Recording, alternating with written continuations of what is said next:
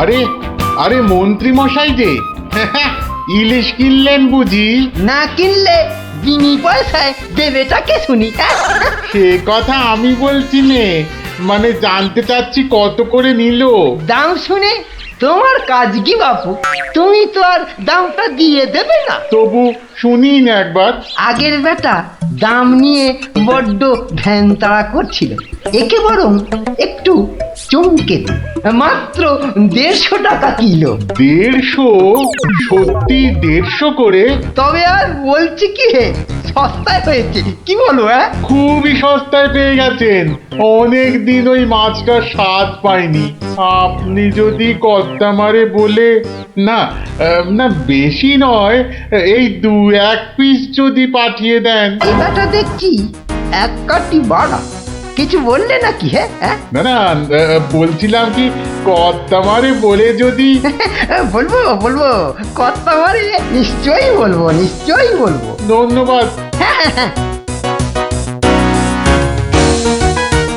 এ তো দেখি ইলিশ কিনে মহা ঝামেলা হলো।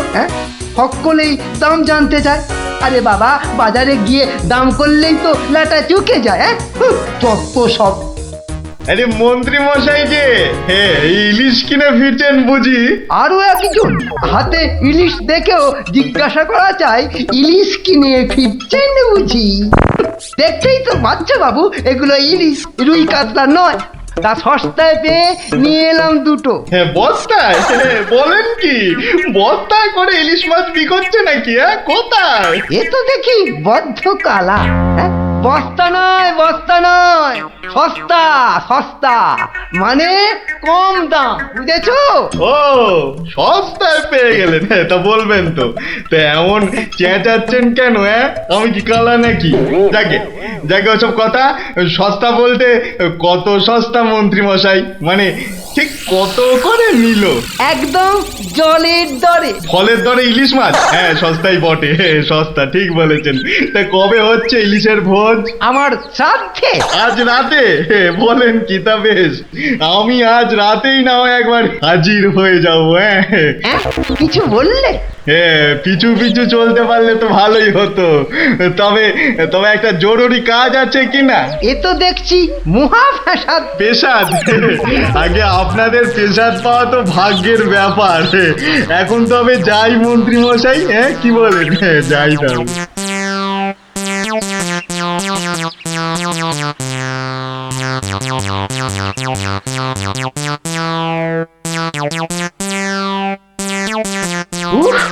মাছা গেল, আর কাউকে দাম টাম বলতে হবে না।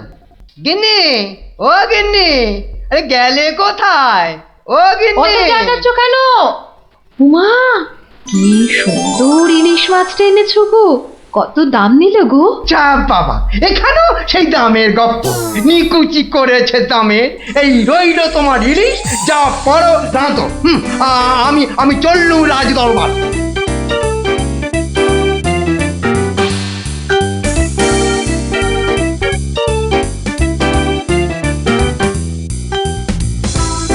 কি ব্যাপার মন্ত্রী, আজ এত দেরি হলো যে? একটু বাজারের দিকে গিয়েছিলাম। সে কি মন্ত্রী, মাইনে দেবার ভয়ে বাড়ির কাজের লোককে তাড়িয়ে দিয়েছেন নাকি? না মহারাজ, তা নয়। তবে কিনা, তবে তবে কি মন্ত্রী? আসলে মহারাজ, গিন্নি কদিন যাবৎ বড্ড ইলিশ ইলিশ করছিল, তাই আমি নিজে গিয়ে তা বলবো কি মহারাজ, ইয়া বড় বড় ইলিশ ধরা পড়েছে। ধরা পড়েছে? বলেন কি মন্ত্রী, ইলিশা চোর না ডাকাত যে ধরা পড়বে? আগে ধরা পড়েছে মানে জেলেদের জালে উঠেছে। ভাই বলুন। সত্যি মহারাজ, এমন ইলিশ আমি বাপির জন্মে দেখিনি। আহা, আহা, কি তার সাইজ, কি তার চেকনাই, চোখে দেখলে মনটা একেবারে জুড়িয়ে যায় মহারাজ। চোখে দেখার বদলে চেখে দেখাটাই বোধ হয় বুদ্ধিমানের কাজ। যাকি, তা মন্ত্রী মশাই, আপনি কি আমার মন্ত্রিত্ব ছেড়ে ইলিশ মাছের ব্যবসা শুরু করবেন নাকি? এ কথা কেন বলছেন মহারাজ? বলছি কি আর সাধে মন্ত্রী, আপনি যেভাবে এই ইলিশ ইলিশ করে খেপে উঠেছেন তাতে কোনো কিছুই অসম্ভব নয়। ঠিক তা নয় মহারাজ, আসলে এটা ইলিশের মরশুম কিনা, যেখানেই যান শুধুই ইলিশের গল্প। আসলে এটা যে ইলিশের মরশুম সেটা না একেবারেই ভুলে গিয়েছিল। আপনি ঠিকই বলেছেন, এই সময়ে ইলিশের গল্প বন্ধ করা প্রায় অসম্ভব। তোরা যে যা বললিস ভাই, আমার শুধুই ইলিশ চাই। সকালে চাই, দুপুরে চাই, রাতেও ইলিশ চাই। আমার শুধুই ইলিশ চাই। মহারাজ, ইলিশ কিনে ফেরার পথে কত লোক যে দাম জিজ্ঞাসা করেছে, কি বলবো মহারাজ। তা আমার দরবার থেকে বাজারের দূরত্ব কত মহামন্ত্রী? প্রায় মিনিট 10 রাস্তা। 10 মিনিট?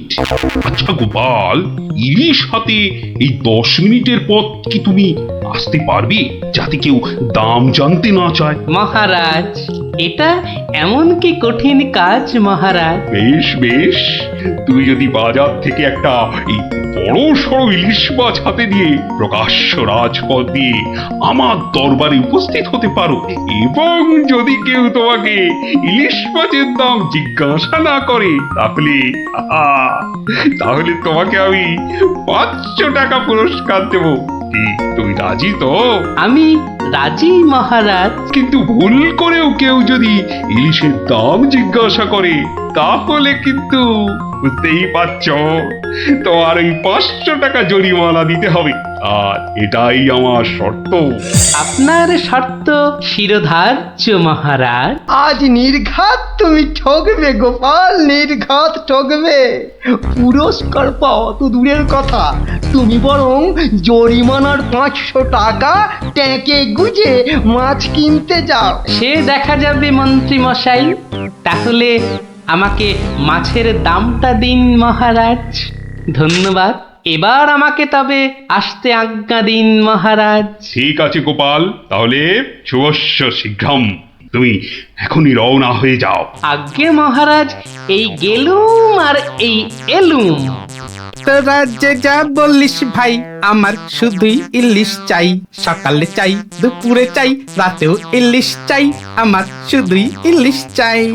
মন্ত্রী, বলতে আজ্ঞা হোক মহারাজ। আপনি আপনার বিশ্বস্ত কোনো লোককে পাঠান, যে গোপালকে অনুসরণ করবে আর রাজপথে যা যা ঘটেছে তার বর্ণনা দেবে।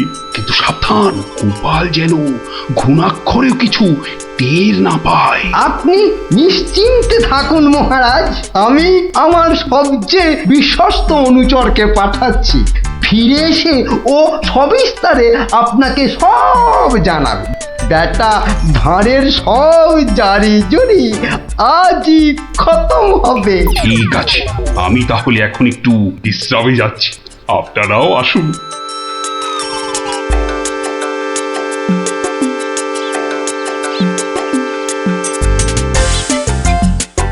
বটা আছো নাকি? ভেতরে আসতে আজ্ঞা হোক হুজুর। তার দরকার নেই, তোমাকে একটা গুরুত্বপূর্ণ কাজের দায়িত্ব দিতে এসেছি বটা। কাজটা করা চাই কিন্তু।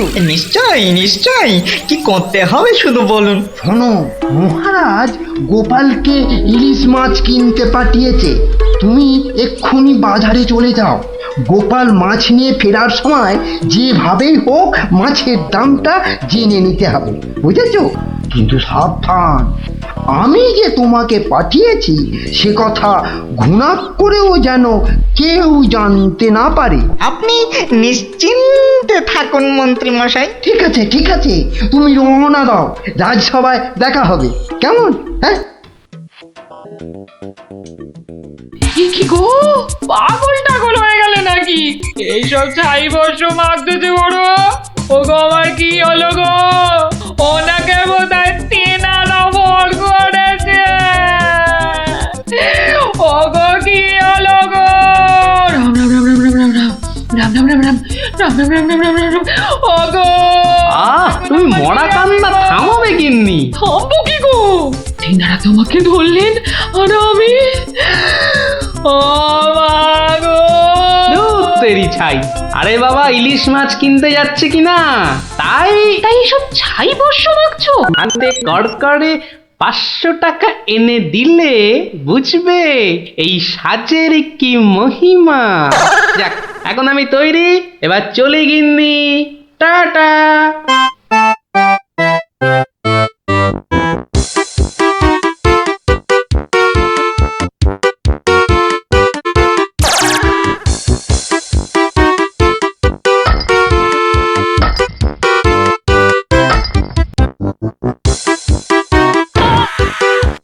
দেখ দেখ, লোকটা দিগম্বর, পাগলটাকে তো আগে কখনো দেখিনি। কিন্তু আমার যেন কেমন চেনা চেনা লাগছে। তা তো লাগবেই, রাঁচি থেকে ফিরলি কি না?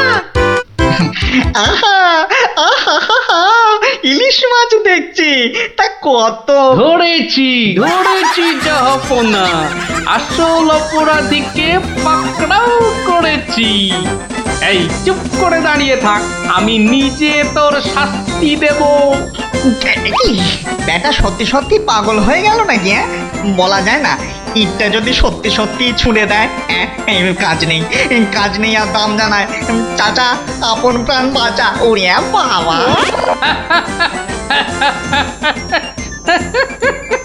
বেটা, ঘুঘু দেখেছো? ঘুঘুর ফাঁদ দেখনি? এই নির্ঘাত মন্ত্রী মশাইয়ের কাজ, না হলে আগ বাড়িয়ে কেন বলতে যাবে?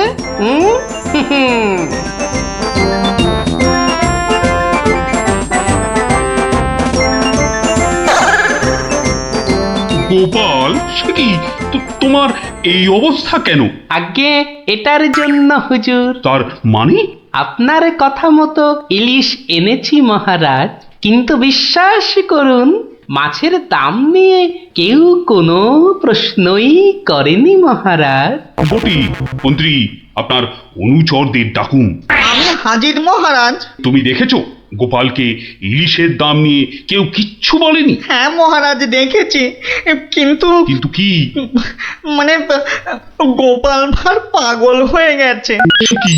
আজ্ঞে মহারাজ, পাগল না সাজলে মন্ত্রী মশাই আজ যে জিতে যেতেন। তার মানে? মানে আর কিছুই নয় মহারাজ, মন্ত্রী মশাইয়ের অনুচরই আমাকে দাম জিজ্ঞেস করতে যাচ্ছিল, তাই বাধ্য হয়ে। ব্যাপারটা একটু খুলে বলবে গোপাল? তবে শুনুন মহারাজ, লোকটা দিগম্বর। ইলিশ মাছ দেখছি, তা কত? আসল অপরাধীকে পাকড়াও করেছি। ব্যাটা সত্যি সত্যি পাগল হয়ে গেল নাকি? ওরে বাবা!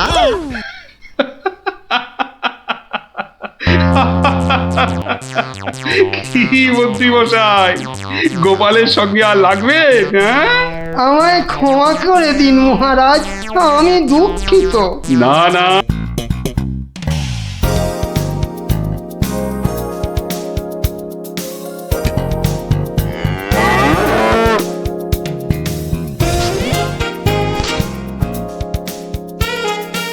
দিদি, এই দিদি, গোপাল দাদু, চল তাড়াতাড়ি।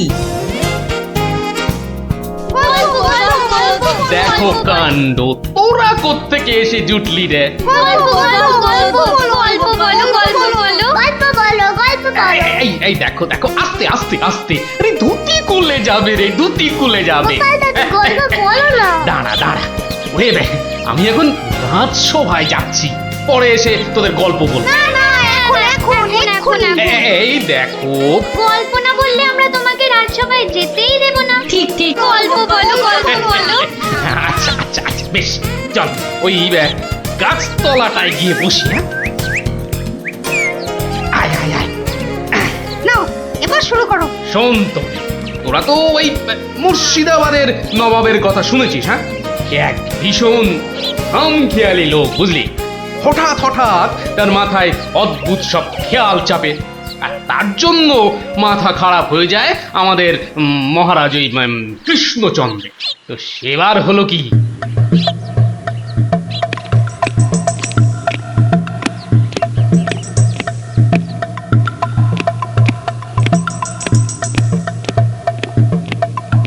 অনেক দিন হয়ে গেল এক জায়গায় একটানা বসে আছি।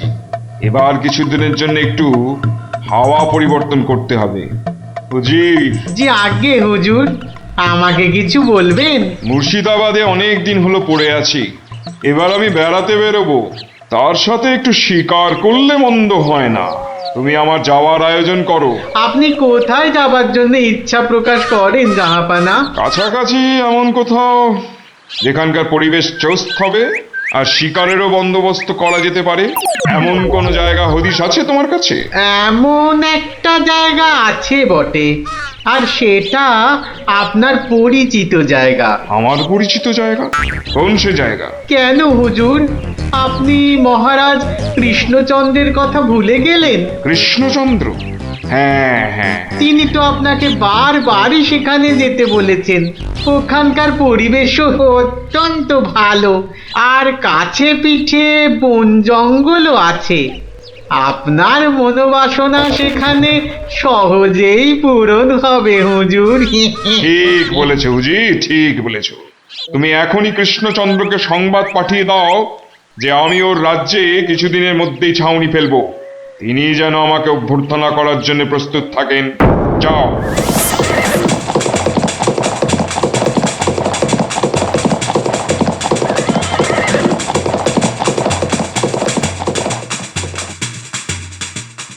বন্ধুগণ, আজকে আমার কাছে একটা বড়ই গুরুত্বপূর্ণ খবর আছে।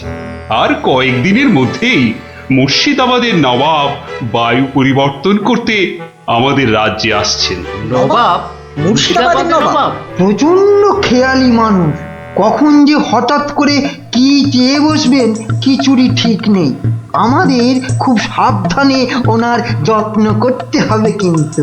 হ্যাঁ, তাছাড়া উনি রাজসভায় আসবেন না, রাজধানীর উত্তর দিকে যে বিশাল অরণ্য আছে তার পাশে ছাউনি ফেলবেন, আর শিকারও করবেন। নবাবের আরাম বিরামের যাতে কোনো ত্রুটি না হয় সেজন্য আমরা সবাই সজাগ থাকব। আমি নিজে সব ব্যবস্থার তদারকি করব। আমোদ প্রমোদ, ভালো ভালো খাবার, সব কিছুর ব্যবস্থা রাখতে হবে। মহারাজ, খাবারের কথাই যখন উঠলো তখন একটা কথা জিজ্ঞাসা না করে পারছি না। ওহ, আবার কি কথা? বলে ফেলো, বলে ফেলো। মহারাজ, নবাব সাধারণত গোমাংসই খুবই পছন্দ করেন, কিন্তু এটা তো হিন্দু রাজ্য, এখানে গোমাংস তো পাওয়াও যাবে না। কিন্তু নবাব যদি জেদ ধরেন। খুবই গুরুত্বপূর্ণ প্রশ্ন করেছো মন্ত্রী। সেক্ষেত্রে আমাদের নবাবকে উত্তম রূপে খাসি আর মোরগের মাংস খাইয়ে মন ভরাতে হবে। এছাড়া আর উপায় কি? হ্যাঁ, আর তাতেও উপায় না হলে হাতের কাছেই তো আছে আমাদের কৃষ্ণনগরের বিখ্যাত সরপুরিয়া রাজভোগ।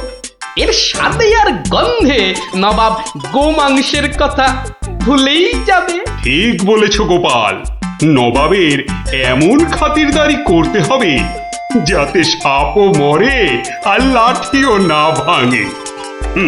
তাহলে আপনারা এবার তৈরি হয়ে নিন, আজ থেকেই কাজে লেগে পড়ুন, আর একদম সময় নষ্ট নয়।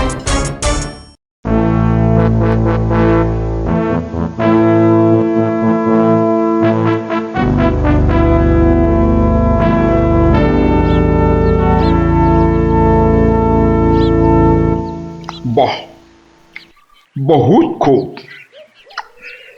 বড়ই জবরদস্ত চিজ। কি নাম বললেন এই খাবারের? আগে হুজুর, সরপুরিয়া আমাদের রাজ্যের সব থেকে জনপ্রিয় মিষ্টি। তা আমাদের বাবুর্চিকে শিখিয়ে দিলে সে এরকম জবরদস্ত জিনিস নিশ্চয়ই পাকাতে পারবে। নিশ্চয়ই জাহাপনা। তাছাড়া মোগলাই খানার সাথে সরপুরিয়া বেশ ভালোই লাগবে বোধহয়। ভালোই লাগবে, আর তার সাথে একটু মোগলাই গরম মশলা মেশালে স্বাদ আরো বেড়ে যাবে।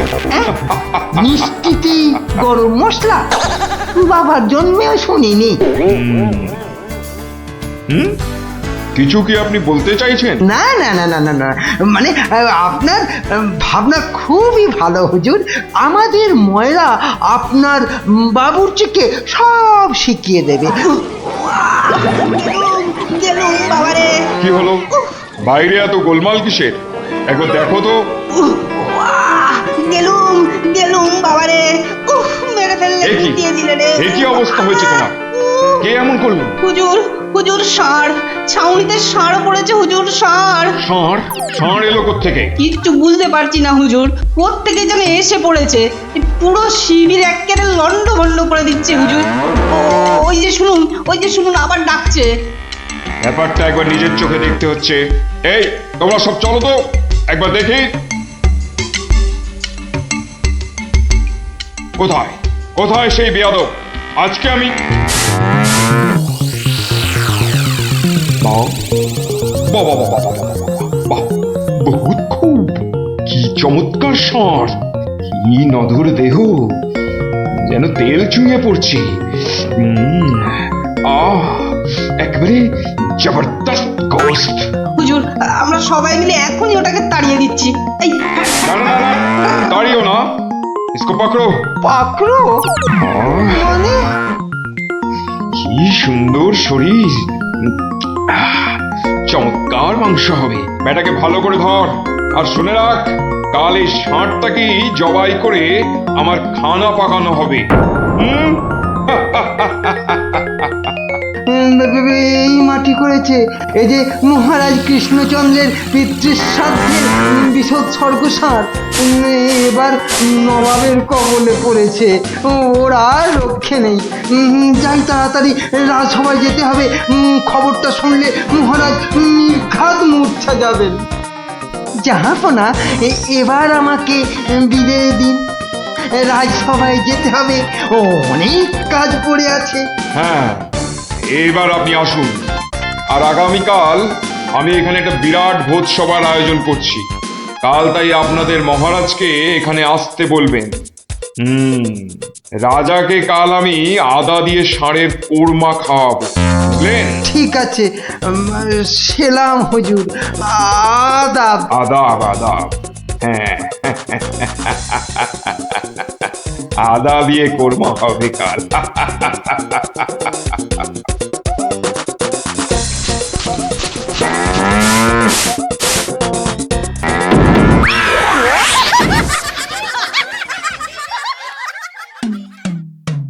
একই কথা শোনালে মহামন্ত্রী, এ আমি কি চরম ধর্ম সংকটে পড়লাম। আমার পিতা শ্রাদ্ধে উৎসর্গ করে ষাঁড়টাকে ধর্মের নামে ছেড়ে দিয়েছিলাম। বৃষৎসর্গের বৃষ মারা পড়লে যে আমার পিতৃপুরুষ নরকে যাবে। কিন্তু নবাবের হাত থেকে ওকে উদ্ধার করার উপায়ই বা কি নবাব যাকে খেতে চাইছেন তাকে ছিনিয়ে আনার চেষ্টা মানে তো রাজদ্রোহ বই তো কিছু নয় তাই তো, ওরে বাবা, সর্বনাশ হয়ে গেল, সর্বনাশ হয়ে গেল। হিন্দুর নগরে গো হত্যা হলো, আবার পিতৃপুরুষের নরকবাস হবে। কোনো উপায় নেই ঠেকাবার। যত সব বদমাস নবাব। আমাদের এ কি সর্বনাশ হলো কি সর্বনাশ হলো থামুন, বিপদের সময় একটা বুদ্ধি দেওয়ার নাম নেই, আবার নাকি কান্না কাঁদতে লেগেছে। সবাই সবাই একদম চুপ করে থাকবেন। আমাকে আমাকে একা ভাবতে দিন তো, দেখি দেখি কোনো শেষ রক্ষা করতে পারি কিনা। আগে মাফ করবেন মহারাজ, আমার উপর ভার দিলে আমি ষাঁড়টাকে নবাবের কবল থেকে খালাস করে আনতে পারি। কার সাথে টক্কর দিতে হবে বুঝতে পারছো? এ হলো স্বয়ং মুর্শিদাবাদের নবাব। আমার উপর ভরসা রাখুন মহারাজ, আমার জেদ তো আপনি ভালো করেই জানেন। তুমি বোধহয় নবাবকে ঠিকভাবে চেনো না। নবাবের মতো বদরাগী লোক রসিকতায় ভোলেন না। আপনাদের নবাবও কিন্তু আমাকে সম্যকভাবে চেনেন না। আপনি বলুন না মহারাজ, আমার দৌড় ওনার জানা আছে কি? তুমি ঠিক কি করতে চাও? আমি তো কিছুই ভেবে কুল পাচ্ছি না। আপনি শুধু একটা ছোট্ট কাজ করুন। ছোট্ট কাজ? ছোট্ট কাজ কিরকম? শুনুন মহারাজ, আর আপনি নবাবের নামে একখানি পত্র পাঠান। আমার কথা বলুন বলুন বলুন বলুন, আপনি আমাকে পাঠাচ্ছেন। তোমাকে পাঠাচ্ছি? কেন কেন? স্রেফ নবাবের মনটা একটু ফুরফুরে করে দেবার জন্য আপনি আমাকে পাঠাচ্ছেন। গোপাল, আমার কিন্তু ভয় করছে। তুমি কাজ হাসিল করতে পারবে তো? ধরে নিন আপনার ষাঁড় আপনি ফেরত পেয়ে গেছেন। দেখুন এবার আপনার গোপালের খেল দেখুন। বেশ, তোমার কথা মতোই কাজ হবে।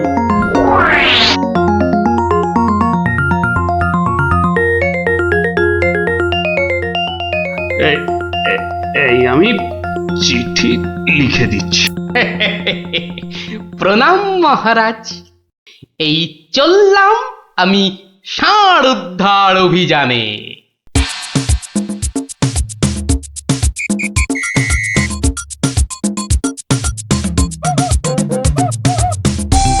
সেলাম হুজুর, আপনার চরণে এই দাসের শত কোটি সেলাম।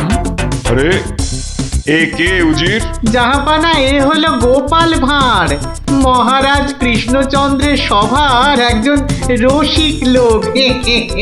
নবাবের দিল খুশ রাখবার জন্যেই রাজাজি একে পাঠিয়েছেন। দিলখুশ? বেশ বেশ। গোপাল, তোমার নাম আমি শুনেছি বটে। ঠিক আছে, তুমি আমার দিল খুশ করে দাও। হ্যাঁ, মাফ করবেন জাহাপনা, আমি এসেছিলাম আপনার দিল খুশ করার জন্য, কিন্তু এখানে এসে আমার দিল নাখুশ হয়ে গেল হুজুর। কেন কেন কেন কেন? আমি একটা বিচ্ছিরি দৃশ্য দেখতে পেয়েছি এখানে। ইস, ছ্যা, ছ্যা, ছ্যা, ছ্যা, ছ্যা, ছ্যা, থু, থু, থু, থু, থু, থু। কি দৃশ্য তুমি দেখলে যে এত নফরত? হুজুর, ওই নোংরা সাপটা কেন আপনার পবিত্র শিবিরে বেঁধে রেখেছেন জাহাপনা? নোংরা বলছো কেন? বেশ তাগড়াই আছে, ভালো গোস্ত হবে। হ্যাঁ হুজুর, খেয়ে ফেলুন, খেয়ে ফেলুন, যত তাড়াতাড়ি পারেন সাপটাকে খেয়ে ফেলুন। তুমি হিন্দু হয়ে ষাঁড় খাওয়ার কথা বলছো? হুজুর, ওই সাপটা বড়ই নোংরা, ও যা উৎপাত করে, গোটা দেশের লোক ওর জ্বালায় একেবারে অস্থির হয়ে যায় হুজুর। কে উৎপাত করে? গুটিয়ে দেয়? না হুজুর, তাহলে তো ল্যাটা চুকেই যেত, কিন্তু ওই সার যা করে, এই ও ও আমি মুখে আনতে পারবো না হুজুর। রামো রামো ওয়াক ওয়াক, থু থু থু। আরে বলেই ফেলো না, কি কাজ করে? কি আর বলবো জাহাপনা, ওর জ্বালায় মাঠে কারোর বড় বাইরে করার উপায় নেই। কেন কেন কেন? কেন বলবো? বলেই ফেলি। হ্যাঁ, মানে ও মল ভিন্ন, মানে ওই ওই নোংরা ভিন্ন আর কি, আর কিছুই খায় না, মানে ওই গু খেকো সাপ। গু খেকো ষাঁড়? হুজুর, ষাঁড়টা ওই গুয়ের লোভেই মাঠে মাঠে ঘোরে, কোনো লোককে মাঠে বসতে দেখলেই হলো তাকে গুটিয়ে একেবারে তুলে দিয়ে তার ময়লাটা খেয়ে ফেলে। ছি ছি ছি, ছ্যা, ছ্যা, ছ্যা, ছ্যা, ছ্যা, ছ্যা। হ্যাঁ জাহাপনা, ওকে আপনি ওই যত তাড়াতাড়ি খেয়ে ফেলুন। হ্যাঁ, ওকে আপনি যত তাড়াতাড়ি খাবেন ততই আমাদের মঙ্গল। এই দেশের লোক নিশ্চিন্ত হয়ে মাঠে বসুক। তবা তবা তবা তবা, এই ষাঁড়ের মাংস আমি খেতে চেয়েছিলাম। আপনি কি অসুস্থ বোধ করছেন জাহাপনা? না না না না না, মানে ঠিক আছে ঠিক আছে। এই এই এই ষাঁড়টাকে এক্ষুনি বিদায় কর। হুজুর, ষাঁড়টার শরীর স্বাস্থ্য ভালোই, বেশ এই উপাদেয় মাংস হতো হুজুর, না হয় একটু ওই মলি খায় আর কি। না না না না, ওকে দূর করো দূর করো। আর উজি, এক্ষুনি আমার মুর্শিদাবাদ ফেরার ব্যবস্থা করো, এক্ষুনি এক্ষুনি। জো হুকুম জাহাপানা। হুজুরের যেমন মর্জি। আমি আসছি হুজুর, আদাব।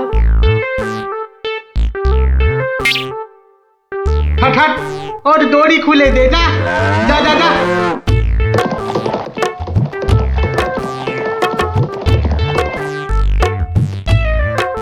ধন্য ধন্য তুমি গোপাল, চমৎকার চমৎকার। তুমি ভাবা যায় না, তুই আজ আমাকে ধর্ম সংকট থেকে বাঁচালে।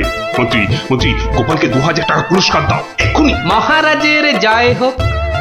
ব্যাস, নবাব ষাটটাকে ছেড়ে দিয়ে মুর্শিদাবাদ পালালেন, আর আমাদেরও ঘাম দিয়ে জ্বর ছাড়লো। তোরা সব খুশি তো? হ্যাঁ, এবার তাহলে আমি রাজসভায় যাই। কাল কিন্তু আর একটা গল্প বলতে হবে। আচ্ছা বাবা, আচ্ছা।